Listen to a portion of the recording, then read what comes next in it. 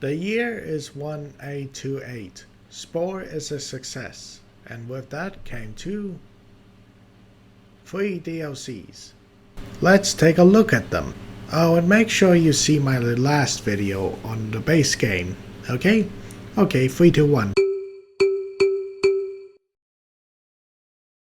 The first DLC that was released for Spore is Cute and Creepy, which is a pack that adds a bunch of parts for the creatures.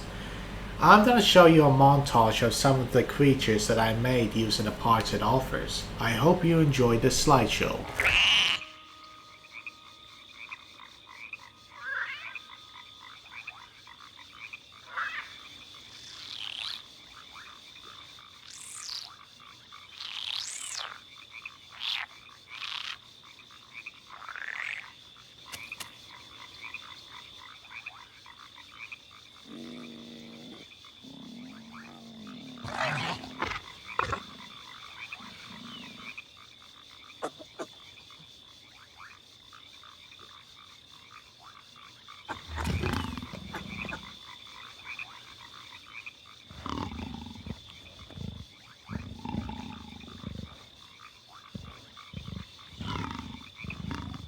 As you can see, the parts are very varied and can allow for a lot of unique creature designs. It's a basic but simple DLC. I gave it an approval. Okay, going good so far. Let's see what the next DLC does. Surely it'll add to the game as much as Cute and Creepy would do. Maybe even expand upon it. I'm so excited. Yes, this is a real DLC. This DLC adds a couple of creature parts that are robotic themed. The DLC itself is uninteresting. Here they are on the screen right now.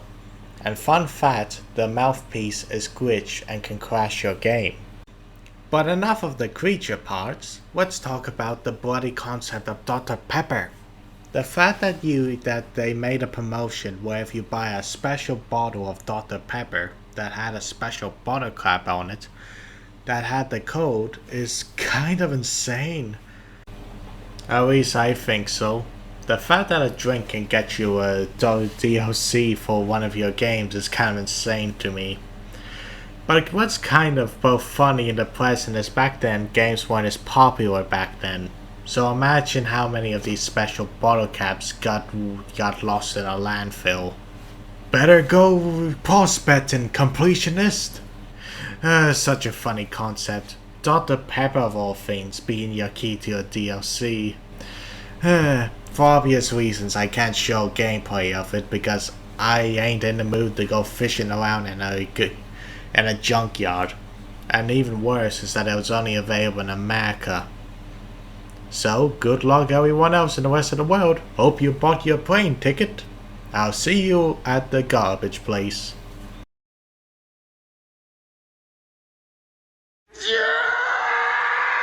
Okay, now we're talking. Behold Galactic Adventures, the best DLC for this game. To set the stage for this wonderful piece of content, this is how it works. You know how in Mario Maker you can make levels for other people to play? Well, it's the same here. You make adventures for people to stumble upon in the space stage. With this DLC installed, some of the quests you can receive from empires have a chance to be an adventure.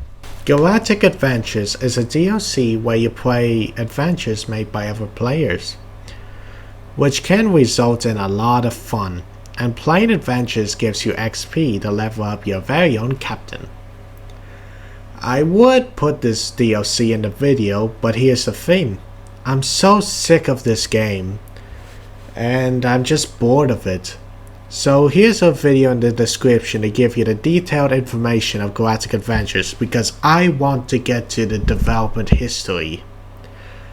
I want to explain the history of this, the whole development of this game. So let's skip Galactic Adventures. Go look up this video in the description. This guy spent a decent amount of his childhood playing this DLC, and he even made some creations for the game. He would do a far more better experience than me. and he actually experienced the social part of this game during this game's prime. However, I will happily tell you the fourth DLC that was rumored to come to this game and was spoken to by the developers. The Sea Stage DLC, which adds a brand new stage that players can play, and this stage is in between Cell and Creature. A whole new stage. I'm so excited to play.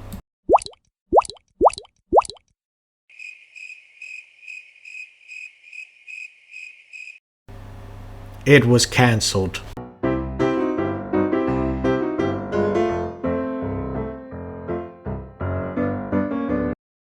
Trying to figure out what happened in Spore's development is like trying to figure out what happened to the dwarves in Elder Scrolls. It's convoluted, strange, and obscure. Ready, Buck? I won't let you down. All right. Like the spirit. It burns, it burns, it burns, it burns. Ah! Oh, thank God.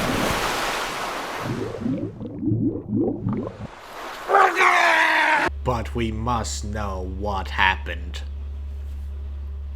The original vision of Spore was a very scientifically accurate and somewhat cartoony game. I mean, look at this early footage. It's way less cartoony than the extreme Disney Pixar film we have today. And this game was trying to be very innovative with all kinds of cool technology. It had an ecosystem. It had procedural mating. It had gore. It had a whole kinds of realistic things. And impressive technology that the developers back in the day were trying to achieve. But something happened in development. The direction that this giant Titanic was going was changed. We shifted gears. What caused it? Hard to say. Some people blame EA, some people blame the developers. It's hard to say. But just so you know that this game was toned down to basically a kid's game. Lots and lots of content were removed either due to technical limitations, due to the kidifying of this game. Lots of cool features never saw the light of day because this game was toned down to be a kid's game. Or simply due to either budget cuts or time restraints. $20 million was spent on this game. So I'm gonna tell you some of the features that were cut from this game. I'm not gonna say all of them, but I am gonna give you a sample of them. Spore originally had blood and gore. As you see here, we see this body leaking blood, and in this footage of Space Stage, this unfortunate animal is exploded by the atmosphere of space. Cell Stage had much better parts that offered a variety of different abilities, though they just enabled you to do more things that otherwise you could not. Nonetheless, it's a much better progression system than simply getting bigger. And even a small thing. The parts you do get that do either get special abilities in modern Spore don't really contribute much. Okay, we got our first cut stage. The molecule stage. This came before the cell stage. Essentially, this would be you playing a small game of Tetris. That's what the wiki says. And this took place before Cell. You essentially, I think the goal is to reach a high enough score or something, I don't know. But essentially, it's just Tetris. It was only in the concept stage and never made it into the full game. But there's something, imagine if this actually made it into the game. Imagine starting this game with a game of Tetris. Procedural mating. So how this worked is that two creatures would rub up against each other and to do its best at procedural mating. Basically yoga. Honestly, this is very hilarious. The reason why this was removed, due to the kidification of this game. Now we just get boring mating dances. In an early version of Spore, babies and eggs actually mattered. So when we did succeed in mating, the creature that we boinked will lay multiple eggs. And we can go up to them and choose to either evolve or just let them hatch. and we stay the same. And once the eggs hatch, you have to actually protect the babies until they eventually grow up. And you yourself started as a baby when you hatched, rather than modern Spore where we just spawn and can immediately skip to adulthood. Honestly, this is probably one of my favorite things, because having to protect your eggs from scavengers and protect the future would have been very fun to do when you're not trying to communicate with another species, assuming that was how you progressed back then. And the actual grown up part about your creature having to stay around the nest for a couple of minutes, it's immersive, I guess. Okay, next feature. Spore actually had a simulated ecosystem. So in modern Spore, creatures just stick around their nest. You do see creatures wander around, but not that much. So instead of feeling like an actual world, Spore just feels like a dead play space. But once again, going back to the precious demo, we see that creatures wander around and predators actually hunted prey, resulting in a much more alive world that actually feels like a living place. I'm a bit over the place with this bit, but that's okay. Can I tell you a feature that's rather interesting? Conversion. So in tribal and possible city stage and onwards, you would be able to convert the other tribes to your tribe, either through bribery, through force, or by just getting a good enough relationship with the tribe. Though funny enough, this applied to all ages of a creature, which leads to kidnapping. So in early versions, it's unknown if this was actually in the game or was just a concept, you would be able to kidnap enemy tribe members. And possibly also put them in your tribe or hold them for ransom. And you could also kidnap children to hold for ransom. Solomon! Solomon! Give me the child! Give her to me! And there's lots of features. I mean, look at the wiki. Look at it all. And that's just about it for Spore. I essentially talked about everything the game has to offer. Alright, so now I'll tell you my final thoughts on this game. This game is good at the start when you start playing it, but as I play it more and more, I start to see the small cracks this game has, and it's not really that replayable. Aside from your options at the start of the game, it doesn't really matter that much when you get to the space stage. Whether you're herbivore or carnivore, the space stage is the exact same. The only difference is that you get special abilities, like being able to get food for free from the sea creature. I had to get this from YouTube, it requires you to be an omnivore to get this ability.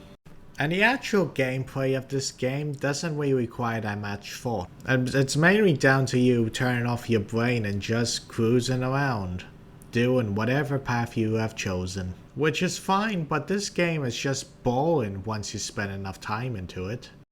And every playthrough is the exact same. You'll always see meteorites in the creature stage, and a spaceship, and... Wait, I just realized the game doesn't have any other events.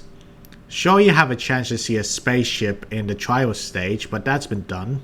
And you can see epics from time to time, the giant beast you can see. But really, the game is the exact same every playthrough.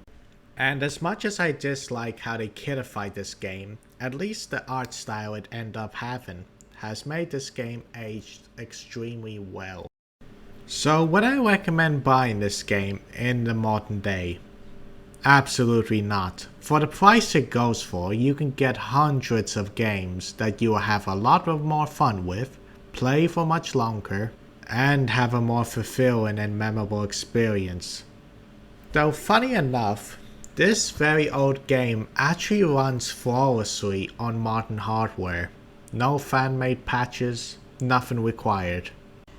You just buy the game off Steam or whatever EA has, and just install it and you can just play. Funny how this game actually runs straight away. Meanwhile, for all these clowns, I have to install something, modify a file in order to actually run the damn game that I bought with my money. But hey, at least it's worth the experience. But You're probably wondering why this video is much longer than it is. Well, I'm not quite done with Spore. You see, EA spent a lot of money on this game, and gosh darn it, are they gonna get their money back. If we don't start getting our money back. Get the picture? Hello! I like money! So there's a total of 3 spin-offs, and let me tell you, they are just made to make cash.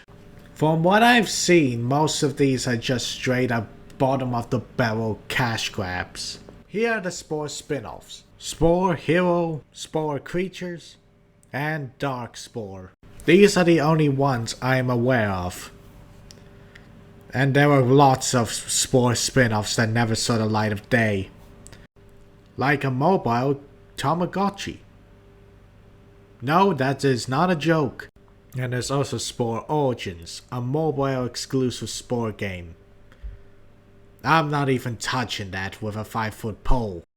So the spin-offs are just alright for what they are. Spore Heroes and Spore Creatures are just alright adventure games. Spore Heroes lets you make a creature and complete various quests while absolutely obliterating your opponents. You start out as a small little ball, and then grow up to be an absolute unit of a beast. Spore Creatures is pretty much Spore Hero but on the DS. They're fine for what they are.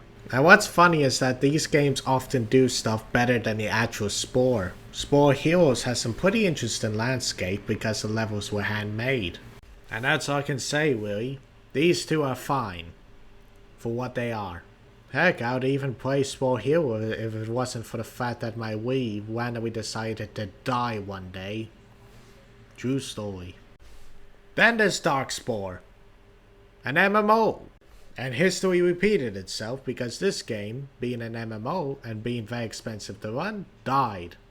And fun fact, this game only has one server that's active, and it's owned by a private group of friends. To talk about Dark Spore, it's essentially an MMO similar to Diablo, where you slay enemies and collect what I guess loot or DNA and customize your very own creature, just like Spore Hero. Except they traded out the goofy art style with a more gothic and dark looking art style. This is the Edgelord Spore. So Spore Heroes and Spore Creatures were absolute fine action adventure games, while Dark Spore is currently dead in a ditch somewhere. Well, that's the spin-offs. Okay, so they weren't as ambitious as the original game, but oh well, they're fine. So there's just one more thing to talk about in this video, and then I'm finally done with this. Behold the future. Like any video game that's old, there's a good amount of games that try and replicate the magic of their predecessor. When the big studios don't want to bring back the IP, the indie developers will make a spiritual successor that will without a doubt almost capture the magic of the original. And Spore is no exception. There's a couple of games I found, but I want to talk about 2 of them.